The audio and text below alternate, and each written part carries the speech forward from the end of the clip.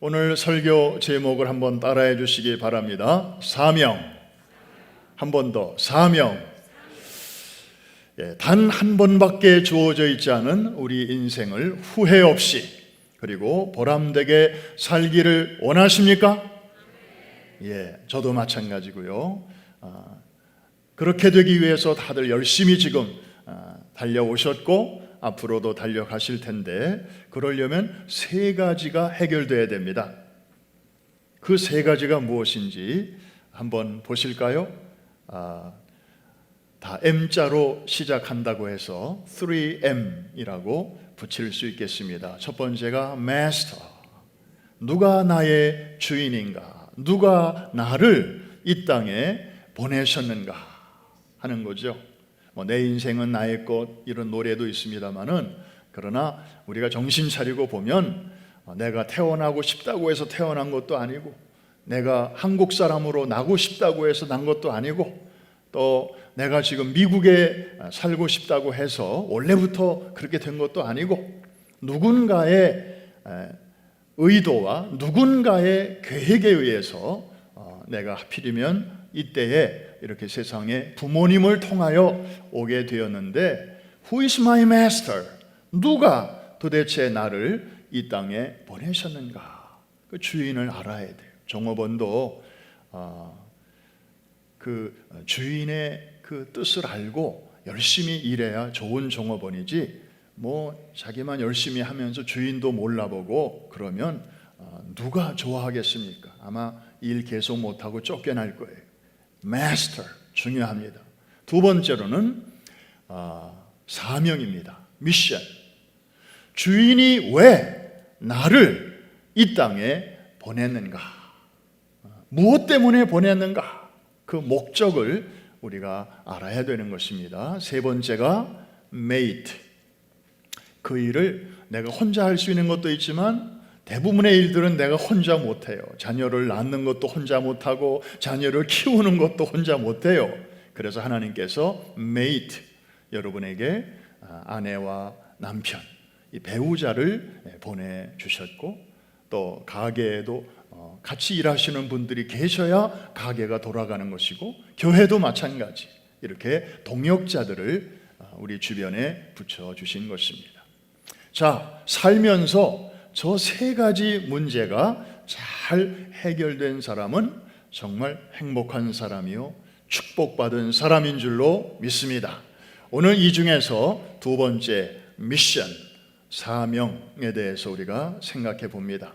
자, 사명이란 무엇인가? 한자로 그 뜻을 봤더니 심부름 사자, 목숨 명자이더라고요. 그러니까 심부름을 위해서 부여받은 목숨, 부여받은 생명입니다.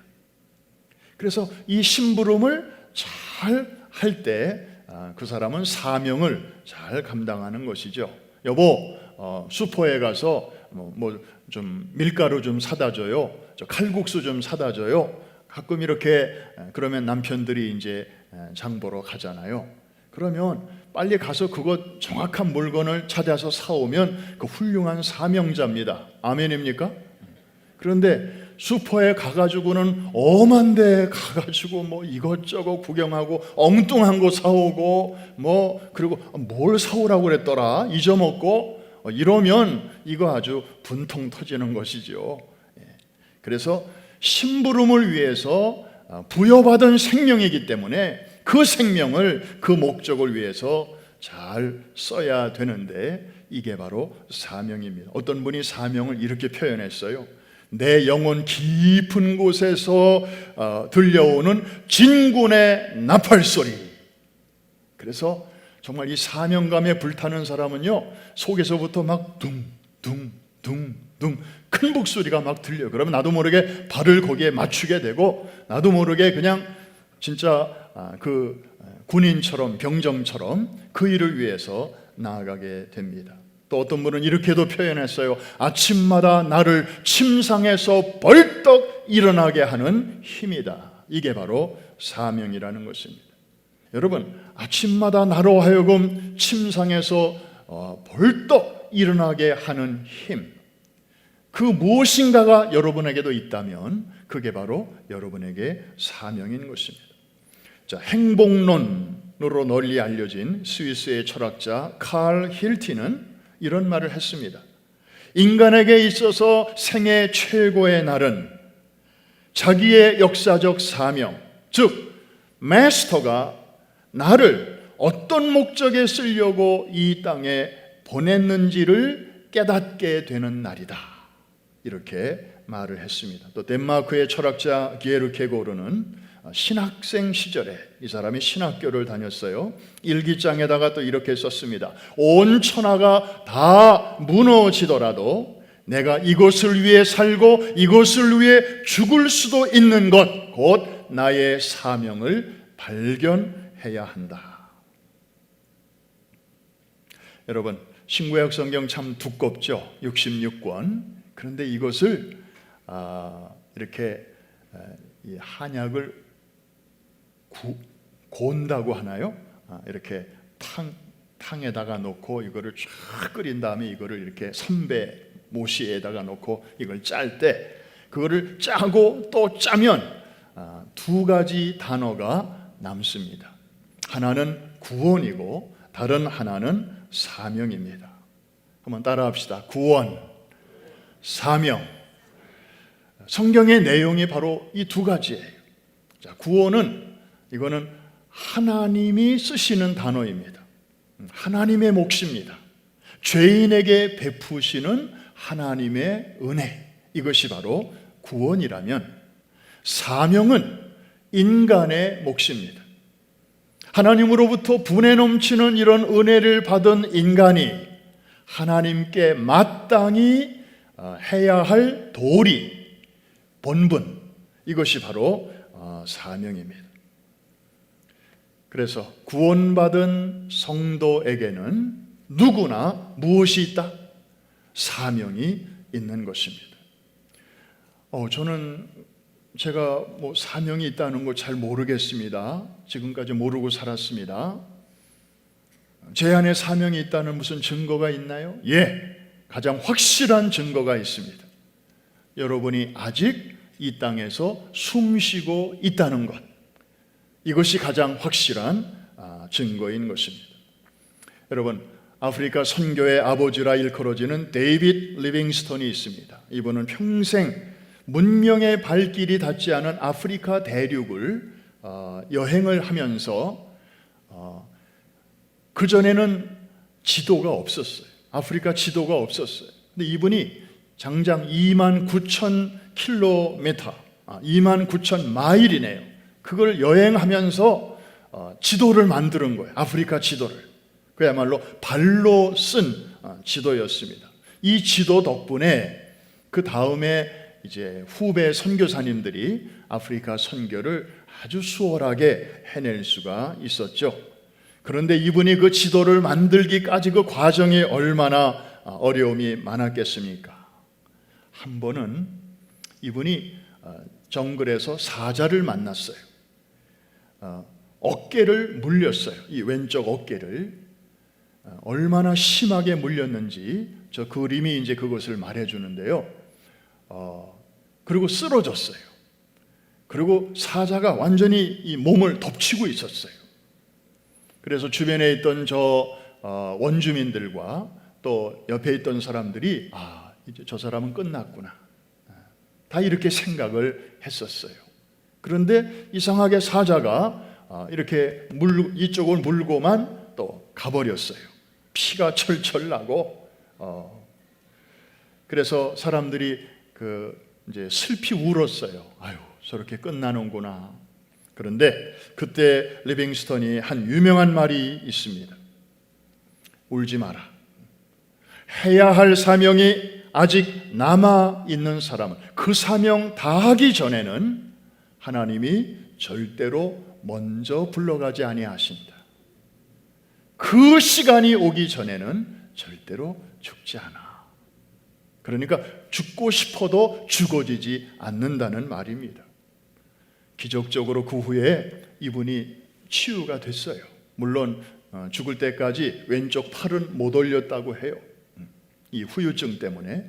그러나 그가 60세로 세상을 떠나기까지 그는 아프리카 선교를 아주 성공적으로 잘 하다가 주님 앞에 갔던 것입니다. 사랑하는 성도 여러분, 우리도 살다 보면 어려운 일을 겪을 때가 있습니다. 그 중에서도 아주 어려운 일을 겪을 때, 그때 우리는 순간적으로라도 그런 생각을 할 수 있습니다. 아, 사람이 이렇게 끝나는가 보다.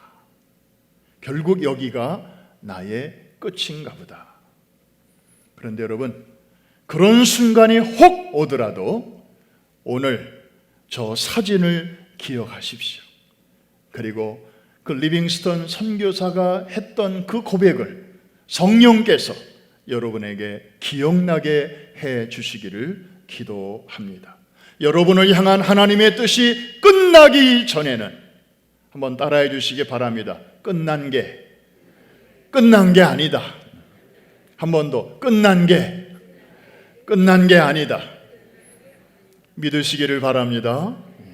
다시 말해서 사명적인 인생관을 가지고 여러분 살아가시기를 바랍니다. 참 중요한 거예요. 특별히 요즘 같은 이 코로나 이 시기를 뚫고 나가는 데는 바로 이 사명적인 인생관, 이걸 가진 사람과 그렇지 못한 사람 사이에는 엄청난 차이가 있을 것입니다. 조그마한 어려움 앞에서도 우리가 막 두려워 떨고, 아이고 이게 이렇게 크게 확장되면 어떡하나, 오지도 않은 일을, 닥치지도 않은 일을 우리가 막 걱정하게도 돼요. 그런데 사명적인 인생관을 딱 가진 사람은 내가 이 땅에 온 것도 그분의 뜻이요, 또 지금까지 살아온 것도 그분의 뜻이요, 앞으로 남은 시간도 그분의 손안에 있는 것이요, 그 일 다 마치기 전에는 그분이 나를 절대로 미리 데려가시는 법이 없다. 내 인생은 그분의 손안에 있다. 이런 믿음을 가지고 헤쳐나가게 되시기를 주의 이름으로 축원합니다. 이제 바울에게로 한번 가봅니다. 오늘 말씀은 바울의 사명 선언이라고도 말할 수 있습니다. 오늘 본문의 내용은 바울의 고별 설교입니다. 바울은 어느새 1차 전도여행 마치고 2차 전도여행 마치고 지금 3차 전도여행까지 거의 마쳤습니다. 이제 예루살렘으로 가고 있습니다. 왜냐하면 가서 선교 보고도 해야 되고, 그 다음에 여러 지역에서 모은 그 연보, 헌금이죠, 이것을 예루살렘 교회에 전달도 해야 되기 때문입니다. 또 오순절 절기 전에 예루살렘에 도착을 하려니까 굉장히 마음도 급하고 발걸음도 급했습니다. 그래서 사실은 가는 길에 이제 에베소가 있거든요. 우리가 지난 주일까지 에베소에 대해서 설교를 제가 3주를 했습니다. 거기서 놀라운 일들이 많이 일어났잖아요. 그래서 방언 터지고 예언이 막 나오고, 그리고 신유와 이제 축사, 귀신들이 쫓겨나가는, 그래서 에베소 도시 전체가 업사이드 다운되는 그런 아주 대단한 일들이 거기서 벌어지면서 바울도 너무 신이 나가지고, 이야, 복음의 능력이 이렇게 강력하다면 세계의 수도인 로마로 가야 되겠다. 저 복음 들고 로마를 뒤집어야 되겠다. 그런 로마 선교의 꿈도 이제 꾸지 않았습니까? 그런데 이제 그 후에 저 북쪽에 그 마게도니아와 또 저 남쪽의 아가야 지방을 거쳐서 지금 이제 예루살렘으로 가다 보니까 다시 에베소 근처를 지나가게 되었어요. 마음 같아서는 자기가 3년 동안이나 목회했던 곳이니까 거기에 아는 사람들이 얼마나 많겠어요. 오래간만에 방문해서 좀 도란도란 대화도 나누고 교제도 하고 식사도 같이 하고, 그러면 바울에게도 큰 위로가 되겠지만 바울은 그렇게 하지 않았어요. 밀레도라고 하는 그 항구에 머물면서 사람을 보내서 에베소에 있는 교회 지도자들, 장로들을 밀레도까지 오게 했어요. 시간을 절약하기 위해서 자기가 오고 가는 시간도 절약하고, 거기 가서 또 또 이 사람 저 사람 만나고 교제하고 하느라고 또 시간이 걸리니까 그걸 아끼기 위해서 이제 장로들을 오라고 한 것입니다. 자, 바울의 마음은 지금 비장했습니다. 왜? 자기가 예루살렘으로 가면 이제 다시는 에베소로 오지 못할 것을 알고 있었고, 거기서 환난이 기다리고 있다는 것도 알고 있었고, 그래서 다시는 이분들의 얼굴을 보지 못하리라는 것을 알고 있었기 때문에 이제 비장하게 고별 설교를 이들에게 하였던 것입니다. 그러면서 이제 바울의 그 사명적인 인생관이 여기서 그대로 드러나게 되는데, 우리 22절부터 한번 같이 본문을 통해서 확인해 보겠습니다. 자, 22절 제가 읽겠습니다. 보라, 이제 나는 성령에 매여 예루살렘으로 가는데 거기서 무슨 일을 당할는지 알지 못하노라. 오직 성령이 각 성에서 내게 증언하여 결박과 환난이 나를 기다린다 하시나. 자, 바울의 사명적 인생관 24절에 나옵니다. 다 같이 읽습니다. 내가 달려갈 길과 주 예수께 받은 사명 곧 하나님의 은혜의 복음을 증언하는 일을 마치려 하면은 나의 생명조차 조금도 귀한 것으로 여기지 아니하노라. 저거 보시면서 묻습니다. 사명이라는 단어가 나오죠. 바울이 주님께 받은 사명, 심부름, 그게 무엇입니까? 바로 하나님의 은혜의 복음을 증언하는 일이죠. 그거로 시작하여 그거로 진행하고 그거로 마치려 하는 것이죠. 그래서 여기까지 왔고 1차, 2차, 3차까지 왔고, 그리고 나머지 자기의 마지막 시기도 그 일을 위해서 다 사용하고 싶다는 것입니다. 왜? 하나님이 그 심부름 시키셨으니까, 그 일 하라고 자기를 다메섹 도상에서 만나 주셨으니까. 바울의 사명은 분명했습니다. 바로 이 분명한 사명이 그를 아침마다 벌떡 자리에서 일어나게 만들었고, 그의 영혼 속에서는 가만히 있어도 영혼 깊은 곳에서부터 진군의 나팔 소리가 들려오고 진군의 북소리가 둥둥둥둥 하면서 그의 심장을 벌렁벌렁 뛰게 만들었던 것입니다. 그래서 그 당시 참 고생스럽고 위험하기까지 한 1차, 2차, 3차에 걸친 전도 여행에 나서도록 만들었던 그 원동력이 바로 이 사명이었습니다. 24절 한 번 더 보십시다. 바울의 사명 한 번 더 되새기면서 이것이 우리의 사명으로 이어지기를 바라면서 우리 같이 한 번 더 읽겠습니다. 시작. 내가 달려갈 길과 주 예수께 받은 사명 곧 하나님의 은혜의 복음을 증언하는 일을 마치려 하면은 나의 생명조차 조금도 귀한 것으로 여기지 아니하노라. 여러분, 바울이니까 저렇지, 우리야 그냥 평범한 크리스찬인데 우리하고는 차원이 달라, 마음으로 선을 이렇게 긋는 분들이 있을 수 있겠습니다. 그런데 여러분, 우리 주변에는요, 꼭 우리가 저 정도까지는 아니라도 정말 복음으로 심령이 불이 타서 우리가 상상하지 못했던 그러한 시간과 공간에서 자기의 삶을 헌신한 그런 분들이 의외로 너무나 많습니다. 저는 몇 년 전에 한국에 나갔다가 꼭 한 군데 가고 싶은 데가 있었습니다. 그래서 다른 약속들은 다 그냥 취소하고 그곳을 혼자 차를 몰고 가본 적이 있는데, 바로 한강변의 양화진에 있는 외국인 선교사 묘역이었습니다. 쭉 둘러보는데요, 참 제가 아는 선교사님들의 이름이 나올 때는 반갑고, 또 낯선 분들의 이름이 이렇게 나올 때는 내가 모르는 더 많은 분들이 이렇게 한국을 위해서, 조선을 위해서 삶을 들이셨구나, 참 너무 고맙고, 그리고 그 밑에는 자녀들의 이름까지 또 태어나서 죽은 연도까지 써져 있는데, 뭐 어린 시절에 한국에서 태어나서 열병으로 앓다가 이제 죽은 아이들의 이름도 거기 나와 있고, 참 가슴이 찡하고 아팠습니다. 그런데 어느 묘비 앞에 이르렀을 때 제가 한동안 발이 떨어지지를 않았습니다. 거기에 쓰여진 글귀 때문이었습니다. 루비 캔드릭이라고 하는 한 미국인 처녀 선교사의 그 무덤 앞이었습니다. 그 사진 한번 보여주실까요? 예, 바로 저 무덤인데, 그 위에는 이제 여기서는 잘 보이지 않는 글씨로 뭔가 묘비가 있고, 그 밑에 거기에 묻혀 있는 선교사님의 이름, 또 태어난 해, 또 돌아가신 해가 나와 있습니다.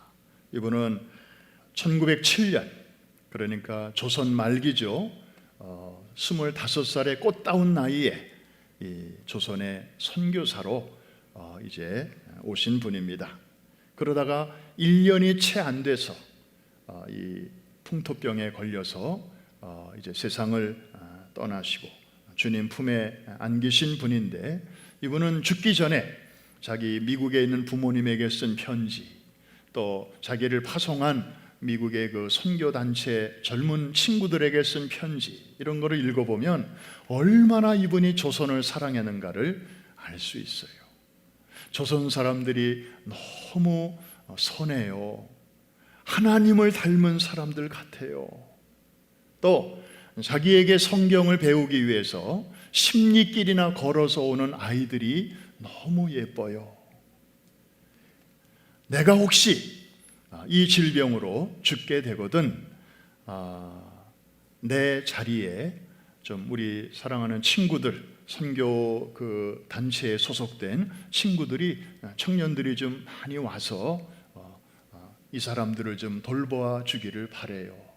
그러면서 아주 그 애틋한 사랑의 마음을 표현을 했는데, 이분의 저 묘비명에 뭐라고 써져 있는지 가까이 가서 봤더니 저렇게 쓰여져 있었습니다. If I had 1,000 lives to give, Korea should have them all. 우리말로 굳이 번역하면, 만일에 내게 1,000개의 목숨, 1,000개의 생명이 주어진다면 그 모든 생명을 조선을 위해 바치리라. 여러분, 그 당시만 해도 조선이 세계 지도에 진짜 어디에 있는지도 서양 사람들은 잘 모르고, 그리고 미신과 그리고 아주 전통적인 우상 숭배에 젖어 있던 그런 나라인데, 저 선교사님도 나름대로 꽃다운 꿈이 있고 또 펼치고 싶은 비전이 있을 텐데, 이제 이 조선 땅을 위해서 선교사로 왔다가 1년도 채 못 있으면서 조선 땅에서 이제 생을 마감하면서 저런 마음, 저런 사명, 저런 꿈을 가지고 있었던 것입니다. 저런 분들의 헌신과 희생이 있었기 때문에 오늘날 한국교회와 이민교회는 이렇게 오늘과 같이 잎이 나고 꽃을 피우고 또 아름다운 열매를 맺을 수가 있게 된 것입니다. 사명, 얼마나 저분은 어린 참 젊은 나이에 가셨지만 저 묘비명을 읽는 자마다 정말 말로 표현할 수 없는 감동과 그리고 영감과 그리고 영향력을 끼치는 그런 삶을 사셨던 것입니다. 제가 이번 수요일에 희망의 속삭임 내용에도 적었습니다마는, 걸리버 여행기로 유명한 아일랜드의 작가 조나단 스위프트, 이분은 자기 어릴 적 추억을 소개하고 있습니다. 더블린 시내에 그 가로등지기 아저씨의 모습이 참 너무 인상적이었다. 그 당시에는 전기가 아직 보급이 안 돼서 이 가로등을 이제 호롱불로 기름으로 이렇게 일일이 붙여야 했는데, 매일 해질 무렵이 되면 어김없이 하루도 빠지지 않고 그 가로등지기 아저씨가 한 손에 호롱불을 들고 나타나서 이제 이쪽 붙이고 또 길 건너 쪽 붙이고 또 이쪽 붙이고 그 다음에 또 앞으로 가서 그 다음 거 붙이고, 그러면서 이제 자기의 등 뒤에는 환한데 이분은 자기 앞에 있는 어두움을 향해서 저렇게 또 호롱불 하나 들고 저벅저벅 걸어가는 모습을 이 어린 소녀는 자기 집의 창가에서 그 모습이 사라질 때까지 보는 것이 참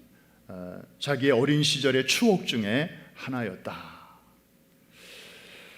여러분, 자기가 밝힌 그 환한 불빛을 뒤로 하고 그 앞에 있는 어둠을 향해서 등불 하나 손에 들고 다시 발걸음을 옮기는 그 가로등지기 아저씨의 모습 속에서 참 숭고하고도 거룩함을 우리가 느낄 수 있습니다.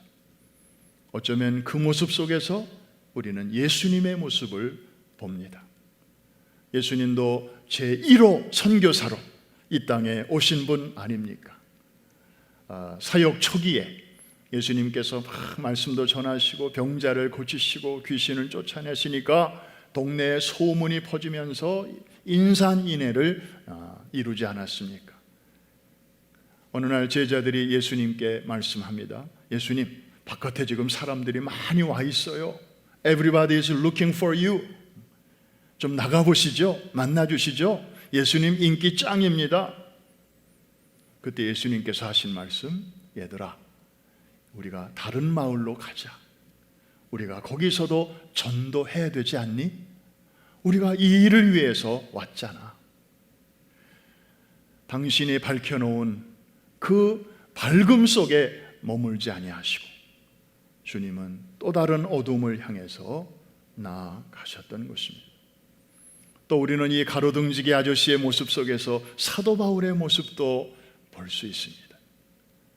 아까 그 사진 좀 한번 좀 보여주시죠. 가로등지기 아저씨, 바로 저 모습입니다. 사도 바울도 그 당시 한 번 하기도 어려운 그 전도 여행을 1차, 또 2차, 그리고 3차에 걸쳐서 그렇게 나갔던 것도 저 어두움을 그대로 둘 수가 없었어. 저기 사는 사람들도 복음의 광채 아래서 살게 해야 된다는 이 사명감 때문에 저렇게 그 당시에 고생길에 나섰던 것입니다. 바로 저 모습 속에서 지금 이 시간에도 전 세계 각처에 나가 있는 우리 한인 선교사님들의 모습도 보이지 않습니까? 170여 개국에 3만 명의 한인 선교사님들이 나가 계세요.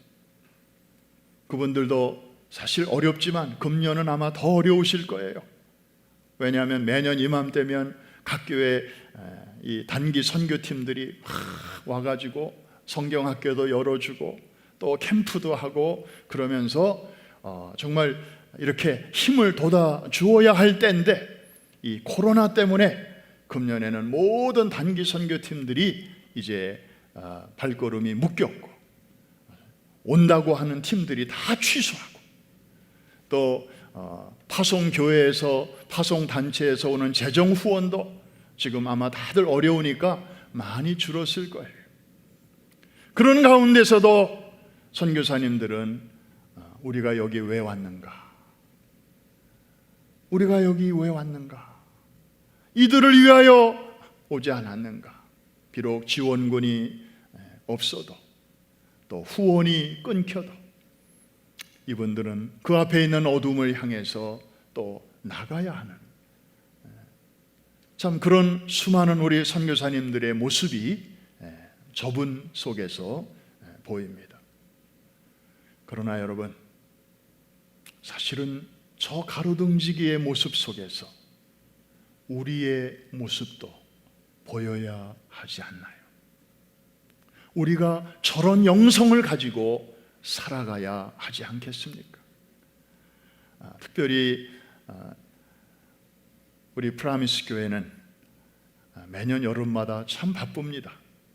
이번에도 우리 프로젝트가 참 많이 있었잖아요. 코로나가 아니었다면 아마 지난 7월 달 한 달은 멕시코 축구 선교하느라고 온 교회가 정신이 없었을 거예요. 또 8월 달에는 또 His Life 뮤지컬 팀들이 또 나가고, 또 교회에는 서머스쿨, 서머 캠프에 여러 가지 일들이 막 벌어져야 할 때인데, 지금 선교의 문이 잠시 멈춰 있습니다. 물론 하나님이 이제 열어 주실 것입니다. 항공모함의 엔진 소리가 부릉부릉 하면서 언제라도 하나님이 열어주시면 출항할 준비를 지금 하고 있습니다. 우물 선교 위해서 많은 분들이 헌금을 하셨어요. 그래서 아마 이제 본격적으로 이제 그 일도 이번 8월부터 시작이 될 것입니다. 여러분, 우리가 정말 코로나 사태 때문에 이런 일도 못하고 저런 일도 못하는 것도 있지만, 그러나 here and now 이런 상황 속에서 우리가 할 수 있는 일들이 무엇인지 우리는 찾아야 할 것입니다. 우리가 거기 가서도 할 일이 있지만 거기 가기 전에 여기서도 할 일이 있기 때문에 하나님께서 그 일 먼저 하라고 하나님께서 우리에게 이렇게 특별한 시간과 특별한 환경을 열어 주시는 것입니다. 여러분, 우리가 언젠가 다 주님 앞에 서게 될 텐데, 그때 각 사람이 상급과 칭찬을 받게 될 것입니다. 그런데 어떤 기준으로 받을까 궁금합니다. 모르긴 몰라도 각 사람이 저 가로등지기 아저씨처럼 복음의 호롱불을 들고 얼마나 많은 어두움을 몰아내었는가, 그 사람이 밝힌 그 지경의 넓이가 얼마나 큰가에 따라서 하나님께서는 각 사람에게 칭찬을 하실 것 같습니다. 이 말이 틀렸다면 맨 뒤에 같습니다 라는 이 말 때문일 것입니다. 이해가 되시면 아멘. 세상에서 얼마나 많이 가지고 살았느냐, 얼마나 많이 배웠느냐, 얼마나 많이 누렸느냐, 이런 거는 하나님이 묻지 않으실 거예요. 하나님이 우리에게 주신 그 많은 리소스, 자원들, 맡겨주신 것들을 가지고 얼마나 주변에 있는 어두움을 밝혔느냐, 바로 이 기준에 따라서 하나님께서는 각 사람에게 칭찬도 하시고 또 상급도 주실 것입니다. 철만은 달리고 싶다. 우리 교과서에 나오는 달리지 못하는 기차 사진 있잖아요. 마찬가지로 우리 프라미스 항공모함은 출항하고 싶다. 그러나 아직은 아닙니다. 그러나 때가 되면 하나님이 또 활짝 열어 주실 것인데, 중요한 것은 그냥 그때만 바라보고 지금 아무 일도 안 하는 것이 아니라 here and now, 지금 여기서 내가 지금 하고 있는 일을 통해서, 내 비즈니스를 통해서, 내가 하고 있는 공부를 통해서 하나님의 영광을 크게 드러내고 또 주변에 있는 사람들에게 유익을 끼칠 때, 그것이 바로 직접 선교는 아니라도 간접 선교로 주변의 어둠을 몰아내는 아름다운 성도의 모습인 줄로 믿습니다. 여러분, 오늘 사도 바울의 이 사명적 인생관, 여러분의 인생관으로 삼으시면서 이 코로나 기간의 남은 기간 또 주와 함께 잘 승리하시고 잘 헤쳐나가게 되시기를 주의 이름으로 축복합니다. 축원합니다. 기도하겠습니다.